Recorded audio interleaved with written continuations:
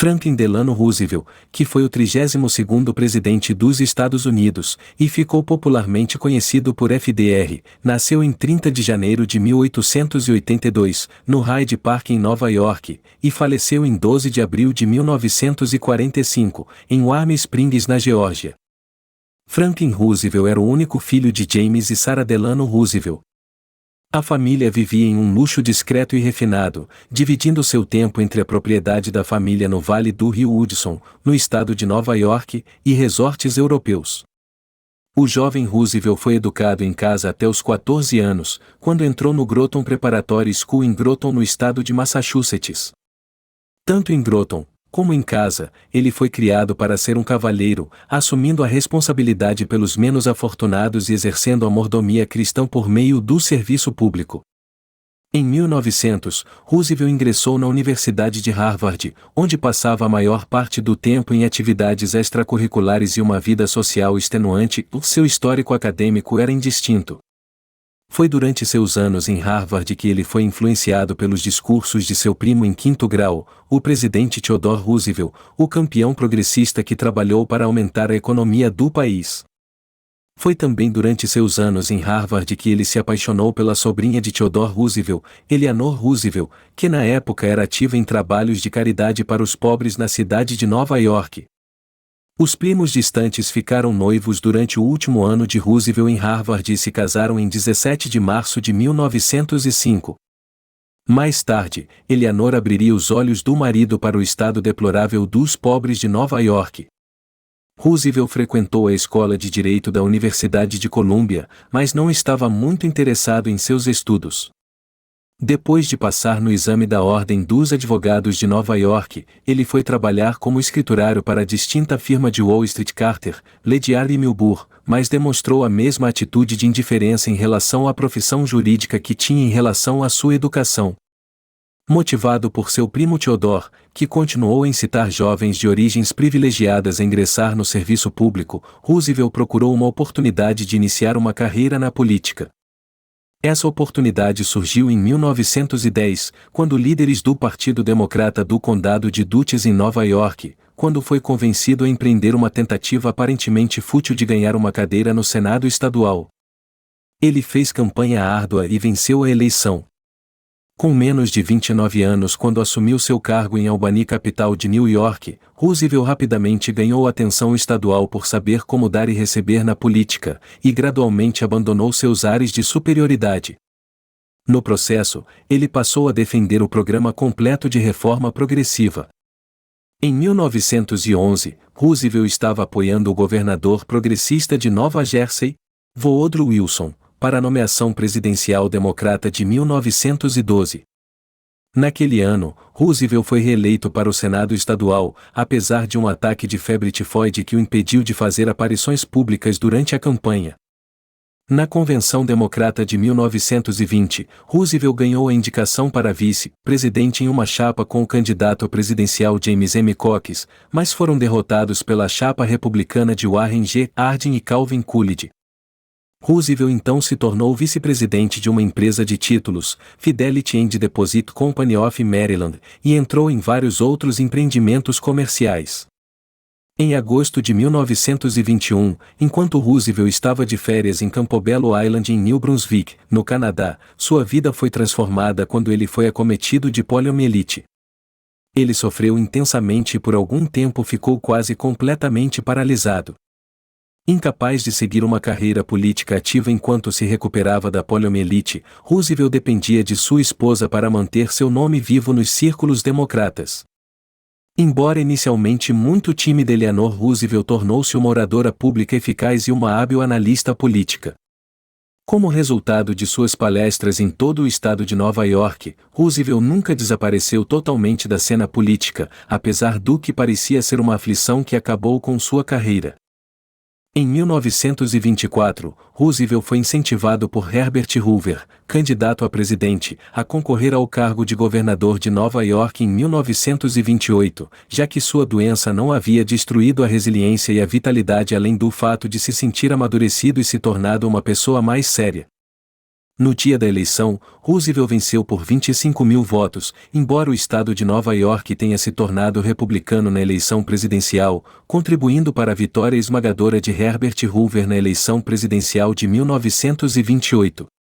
Como governador, Roosevelt percebeu que precisava estabelecer uma administração distinta da de seu antecessor, e durante seu primeiro mandato, concentrou-se em isenções fiscais para os agricultores e serviços públicos mais baratos para os consumidores.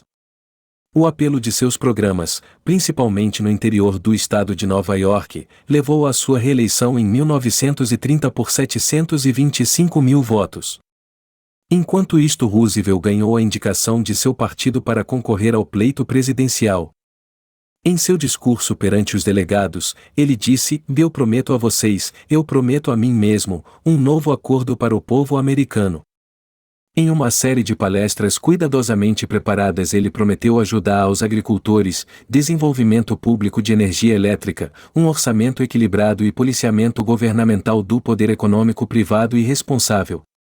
Roosevelt iria concorrer com seu sempre apoiador presidente Herbert Hoover, e além de terem diferenças políticas, os dois candidatos também apresentavam um forte contraste no comportamento pessoal. Roosevelt era genial e exalava confiança, enquanto Hoover permanecia incessantemente sombrio e severo.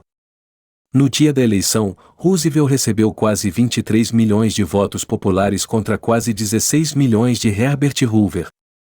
Em plena depressão econômica, no dia da inauguração do novo governo em 4 de março de 1933, a maioria dos bancos havia fechado, a produção industrial havia caído para apenas 56% do nível de 1929, pelo menos 13 milhões de assalariados estavam desempregados e os agricultores estavam em apuros desesperados.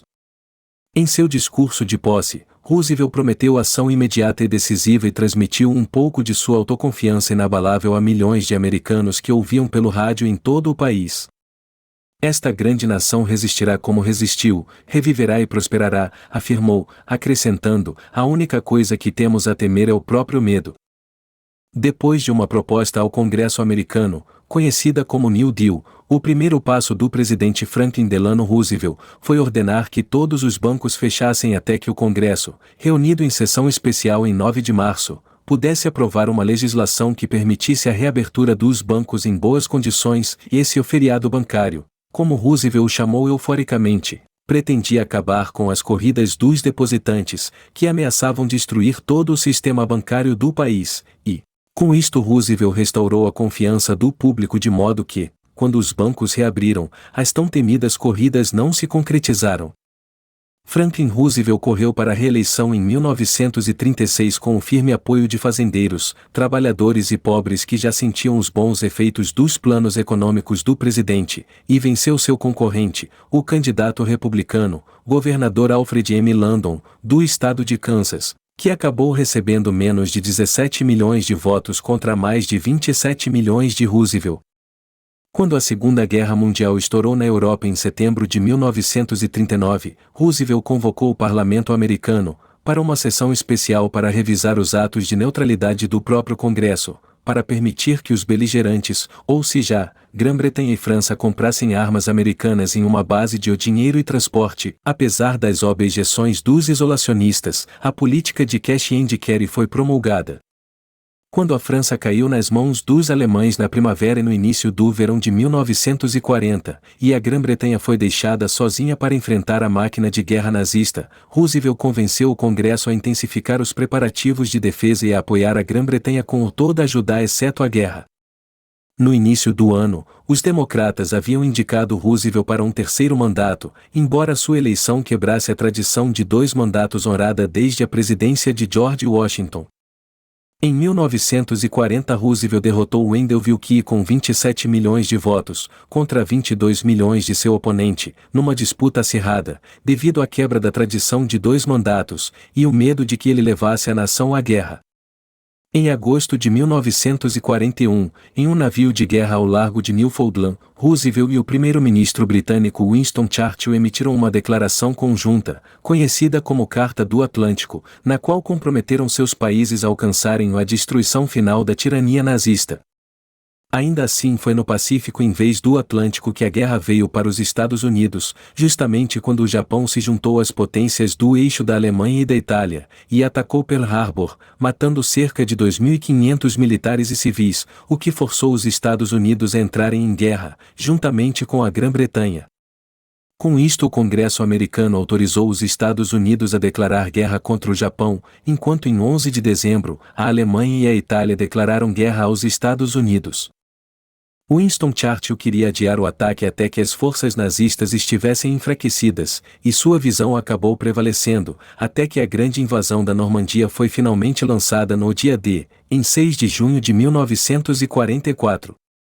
Enquanto isso, as forças americanas e britânicas invadiram o norte da África em novembro de 1942, a Sicília em julho de 1943, e a Itália em setembro do mesmo ano. Franklin Roosevelt, acreditando que a manutenção da paz após a guerra dependia de relações amistosas com a União Soviética, esperava ganhar a confiança de Joseph Stalin.